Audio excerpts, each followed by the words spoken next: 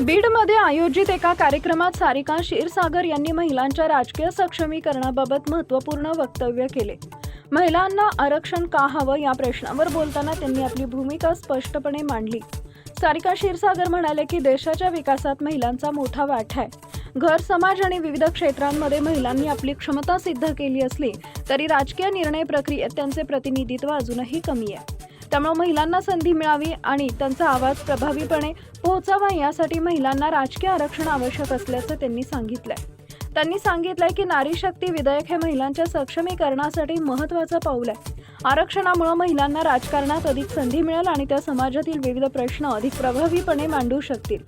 ग्रामीण भागातील महिलांचे प्रश्न, शिक्षण, आरोग्य, सुरक्षा आणि आर्थिक सक्षमीकरण यांसारख्या विषयांवर महिलांचे प्रतिनिधित्व असणं गरजेचं असल्याचं त्यांनी नमूद केलंय। सारिका क्षीरसागर यांनी महिलांना राजकारणात पुढे येण्याचं आवाहनही केलंय। त्यांनी सांगितलंय की महिलांनी आत्मविश्वासानं नेतृत्व स्वीकारले तर समाजाच्या प्रगतीला नवी दिशा मिळू शकते। एकंदरीत महिलांच्या राजकीय सहभागासाठी आरक्षण आवश्यक असल्याचं ठाम मत सारिका क्षीरसागर यांनी व्यक्त केलंय। त्यांच्या या वक्तव्यामुळे महिलांच्या सक्षमीकरणाबाबत पुन्हा एकदा चर्चा सुरू झाली आहे। आरक्षणाची काय गरज आहे? काँग्रेसने आरोप केला। आरक्षणाची काय गरज आहे? तुम्ही पर्सेंटेज बघा आता महिलांचं किती आहे। मी कुठल्या एका पक्षाला नाव नाही ठेवत आहे। प्रत्येक पक्षातून आरक्षणाशिवाय महिलांना तिकीट दिलं जात नाही, हे भाऊ तुम्हालाही चांगलं माहिती। आरक्षण त्याच्यामुळे कंपल्सरी पाहिजे आम्हाला आणि आमचा तो हक्कच आहे, कारण 50% वोटरच महिला आहेत।